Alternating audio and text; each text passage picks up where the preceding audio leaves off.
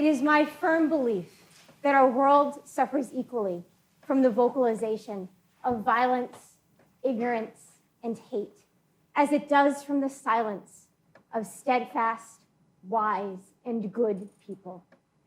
Silence serves the oppressor and never the oppressed. In the words of activist Malala Yousafzai, I raise up my voice, not so that I can shout, but so that those without a voice can be heard. This is what I hope to achieve today. As an advocate for the blind and visually impaired, like myself, I've aimed to spread awareness throughout my life for people with disabilities. Growing up with a disability was, of course, understandably challenging sometimes, but those challenges brought me many vital lessons, one of which I would like to share with all of you today. I was born with a very rare genetic eye condition called achromatopsia. This basically means that I am completely colorblind, am very nearsighted, and am quite light sensitive, so that in bright lights like these or in outdoor lighting without my dark glasses, I am completely blinded, and sometimes this can be excruciating. One of my tools for getting around is Ingrid here, my guide dog for the blind. Hi, Ingrid. She's doing great. If I may backtrack for a moment to a point before I had Ingrid by my side, when I was an elementary school student, my early years of elementary school were challenging. My needs were not met in the classroom, even though they were protected by the Americans with Disabilities Act and by my individualized education plan.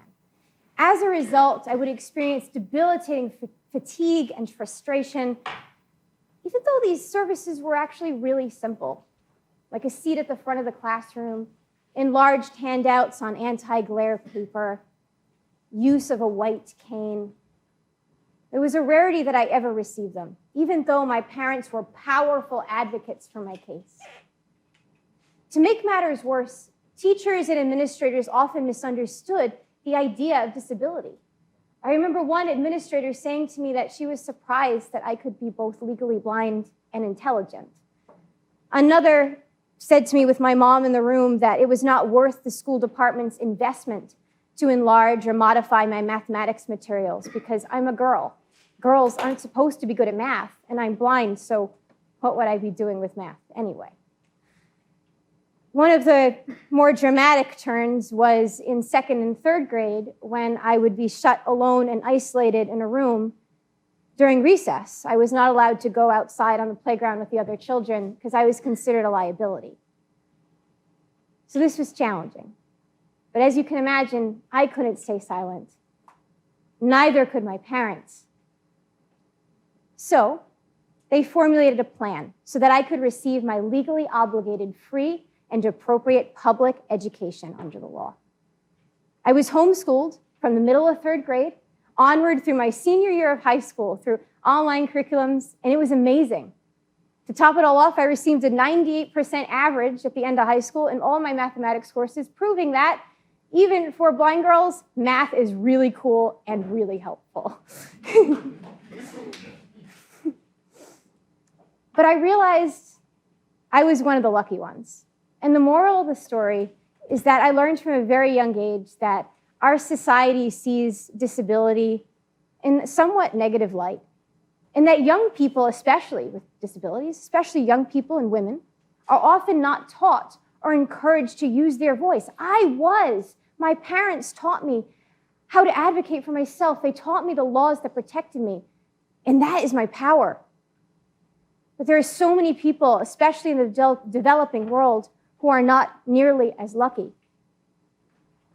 From a young age, I was an advocate, first for myself and then locally and statewide. And more recently, I became an international advocate, which was always a dream of mine.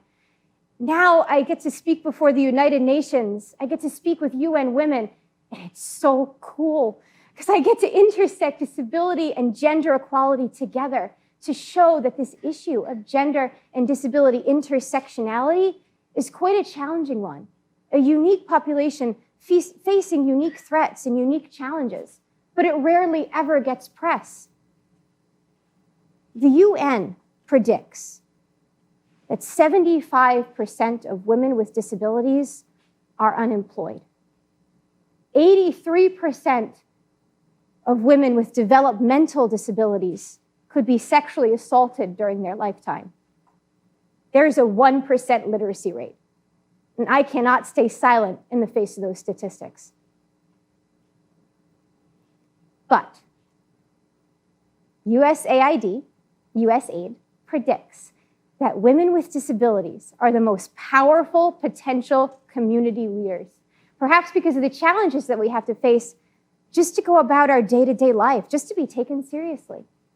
It's predicted that if women with disabilities were educated and employed similar to that of their male or non-disabled peers, the economies, especially in the developing world, would increase. Women with disabilities may well be the world's least tapped resource, but these statistics are not mainstream. Too many people stay silent. In addition to our silence, there is, of course, the word disability, which is coupled with countless negative connotations. Now, I cannot stand up here today and offer us all, I don't think anyone can, a solution word that can simultaneously encompass an umbrella of abilities and have positive connotations the way that disability could have. But what I can offer you all is to reclaim the word. The discourse we use shapes the reality in which we live. So if we continue to formulate a world where disability is seen as a weakness, as a stereotype, or as a fault of the body, we're formulating a world in which that is indeed the case. I encourage you instead to formulate a vision for the future, pun intended, in which disability equality is seen as part of cultural diversity. It's not an issue of mainstream, of charity or pity, but it's mainstream. It's relevant to all of us. So let's stand in solidarity with that mission. Let's make that our view for the future. I am absolutely honored to be standing before all of you today. I've overcome the prejudice, sometimes the oppression that I face with a disability.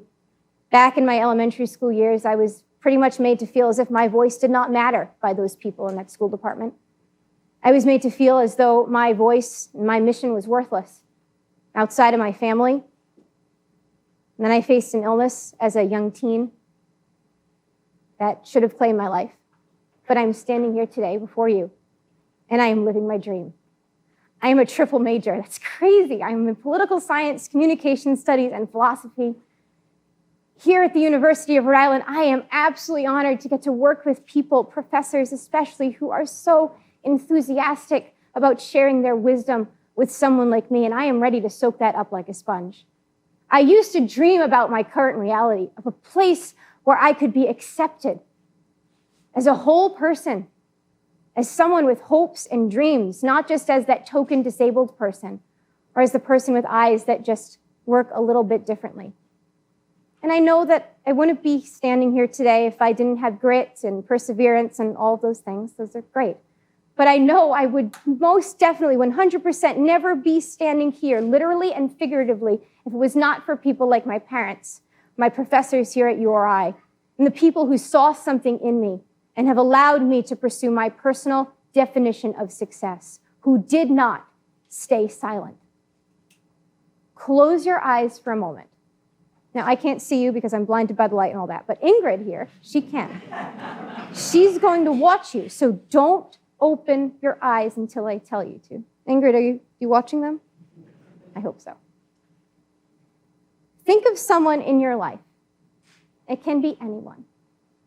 Someone who is perhaps facing a challenge. Maybe their voice is oppressed. Maybe they're facing some level of discrimination. Maybe they could use a little bit of love and encouragement and support coming in to part of their identity. What can you do to help them? It doesn't have to cost you any money. It doesn't even have to take a lot of time. It can be a simple act of support, empathy, showing them that you see them as a whole person. Open your eyes. Are they good, Ingrid? Okay. I challenge you to take that action within 1 week of leaving this room. It might seem insignificant, maybe even a little bit silly to you, but that tiny ounce of support can be enough to change someone's world. It was for me. Remember that the world needs all of us, not just me and not just you watching this video or sitting in this room, but the whole world to stand up for those who do not have a voice. Keep this in mind when you leave today or when you click off this video. It's up to all of us to make this change. It's up to each and every one of us to raise up our voices in solidarity, with confidence, with peace. Do not stay silent. One voice can make an incredible impact. But no one can achieve anything alone. And I am living proof of that. Thank you.